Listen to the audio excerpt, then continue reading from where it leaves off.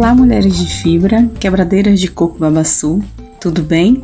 Sou Renata Cordeiro, assessora jurídica do Movimento Interestadual de Quebradeiras de Coco Babaçu, o MICCB, e gostaria de conversar com vocês sobre repartição de benefícios vindos do acesso ao conhecimento tradicional. Você sabia que todo o processo de beneficiamento do babaçu, que inclui a coleta, a quebra do coco, a produção do mesocarpo, do azeite, do óleo e outros produtos, são considerados conhecimento tradicional? Se uma empresa tiver acesso a esse conhecimento tradicional para fins comerciais, ela precisa pedir o consentimento da comunidade e fazer acordos, inclusive financeiros, para a utilização. São direitos tradicionais protegidos por lei. Você sabia que se uma empresa usar qualquer produto do babaçu para pesquisa, essa amostra genética se enquadra na atividade de bioprospecção? Mas o que é bioprospecção, conhecimento tradicional e patrimônio genético? Vamos conhecer a experiência de uma comunidade localizada na região do Médio Mearim, do estado do Maranhão, no processo de repartição de benefícios vindos de conhecimentos tradicionais com a empresa de cosmético Natura. Para entender sobre a repartição de benefícios vindos de conhecimentos tradicionais, as leis que protegem o acesso a esses benefícios, o que é patrimônio genético, conhecimento tradicional, bioprospecção e outras coisas mais, convidamos a professora doutora da Universidade Federal do Pará, Noemi Miyasaka Porro, que vai explicar para a gente. Olá, sou Noemi, agrônoma, antropóloga, professora no Instituto Amazônico de Agriculturas Familiares da Universidade Federal do Pará e colaboro com o movimento das quebradeiras de coco babaçu em sua luta pelo conhecimento tradicional. Hoje, o convite que elas nos fazem é conversar sobre conhecimento e sobre o que é que conhecimento tem a ver com direito. Se as quebradeiras de coco têm um conhecimento especial, um saber, uma prática tradicional, uma tradição que construíram com sua palmeira-mãe, elas também deveriam ter um direito especial? Por quê?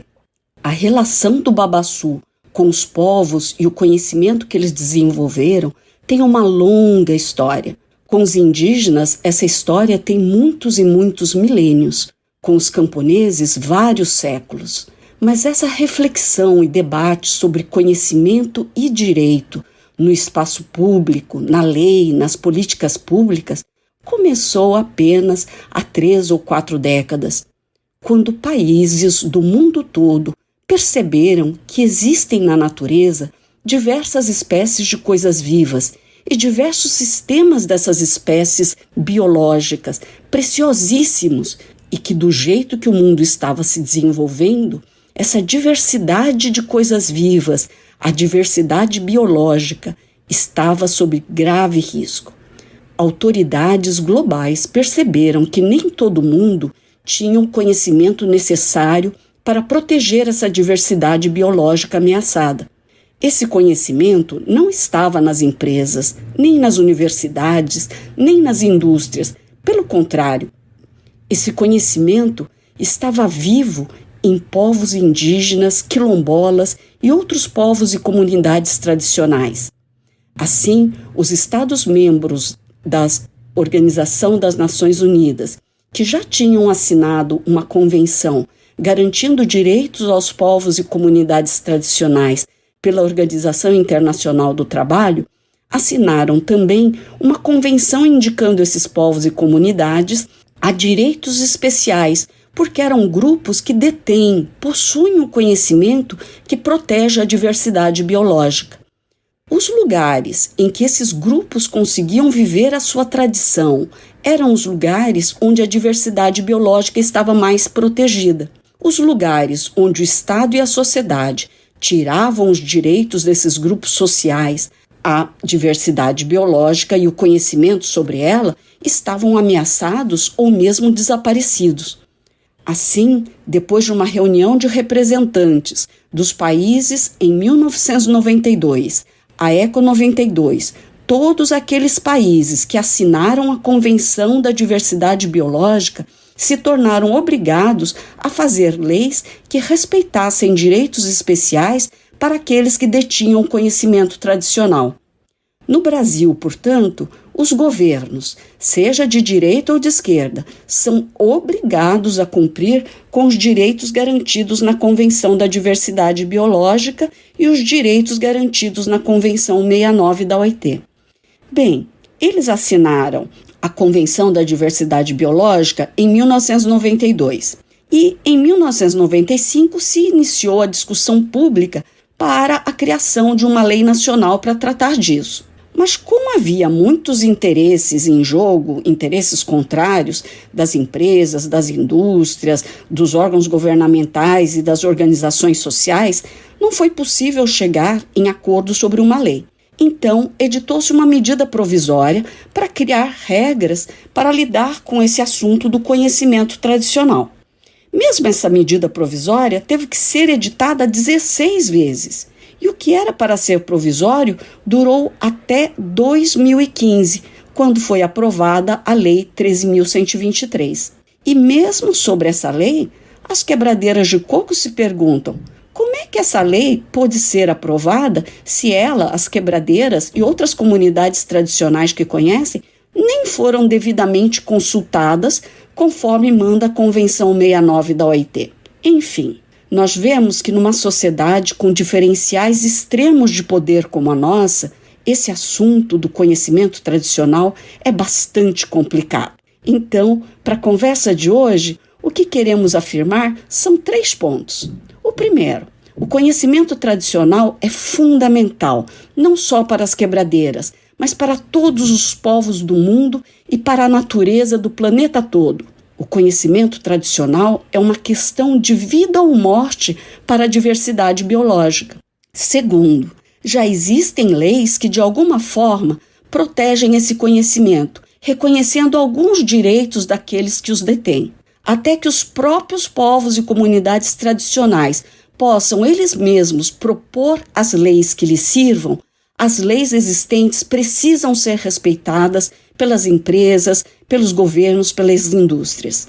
E terceiro, a diversidade biológica só vai ser protegida se os povos que cuidam dela tiverem seus direitos garantidos no dia a dia, em seus territórios. Por isso, a Convenção da Diversidade Biológica só vai funcionar se a Convenção 69 da OIT funcionar também. Muito obrigada, um abraço a todas. Agora, a coordenadora-geral do MICCB, Maria Laides, vai nos contar como foi a experiência da Cooperativa de Pequenos Produtores Agroextrativistas de Esperantinópolis, a COPAESP, da Associação em Áreas de Assentamento do Estado do Maranhão, a ACEMA, e do Movimento Interestadual das Quebradeiras de Coco Babaçu, MICCB, no processo de repartição de benefícios, caso que envolveu a Natura no processo de uso da farinha de mesocarpo. Oi, pessoal, aqui quem vos fala é Maria Laides Alves de Souza. Hoje sou coordenadora do Movimento Interestadual das Quebradeiras de Coco Babaçu, do Maranhão, Pará, Piauí e Tocantins.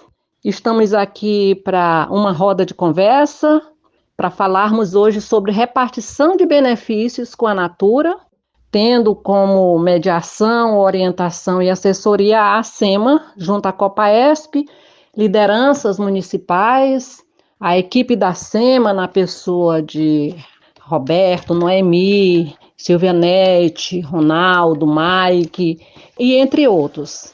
Esse diálogo se deu em dezembro de 2004, quando a gente recebeu lá na COPAESP pessoas da Natura dizendo que queriam pesquisar a farinha do mesocarpo.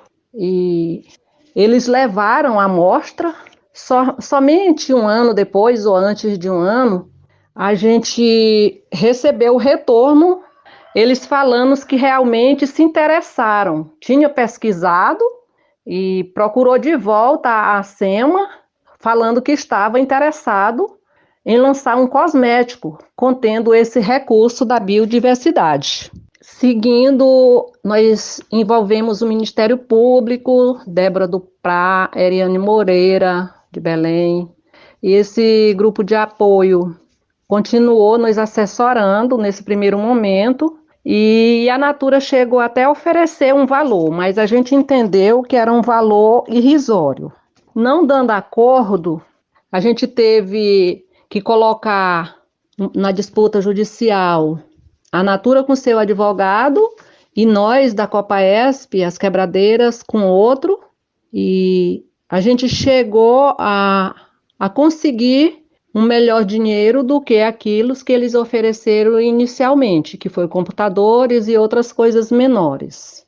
Nesse momento, o diálogo continuando, a gente foi aprendendo como lidar com essa experiência de negociação de produtos da sociobiodiversidade, e as mulheres começaram a compreender mais sobre a lei, a 2186, quer dizer que era ainda uma medida que não constava, a gente ia mais, era sobre as relações mesmo que continha na orientação da equipe que nos assessorava dentro do conhecimento tradicional, né?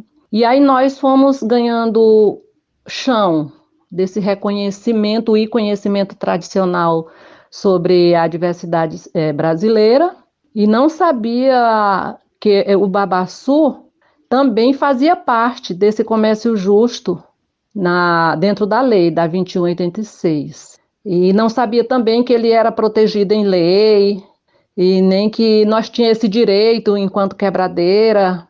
Aí, assim, no todo, a gente foi ganhando mais conhecimento. Aí, quando eu digo a gente, era a MTR, a Copauge, a lideranças sindicais. Esse conhecimento para nós foi diverso nesse sentido, porque a gente pôde ter elaboração até de instrumentos, como cartilhas, a gente teve formação, e o MICCB, no momento da repartição de benefício, pôde criar um fundo, né, para beneficiar também os regionais, dentro também do plantio consociado ao babaçu, que foi uma outra experiência legal.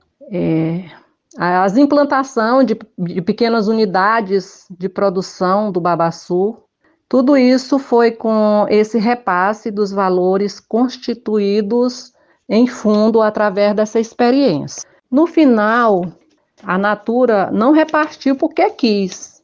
Com toda essa mediação dessa equipe, ela passou esse valor, eu acho que foi mais de 1,5 milhão, que foi para a conta da Copaesp, e a gente pôde construir a ideia de como se beneficiar desse conhecimento tradicional. Você que está ligada com a gente, quer saber mais sobre os trabalhos incríveis desenvolvidos pelas quebradeiras de coco babaçu? Segue a gente pelas redes sociais, Instagram, @mixcb_, Facebook, @mixcboficial, site mixcb.org. Mas se você quiser nos fazer uma visita, a sede do movimento está localizada na Rua da Palma, 489, Centro Histórico de São Luís do Maranhão.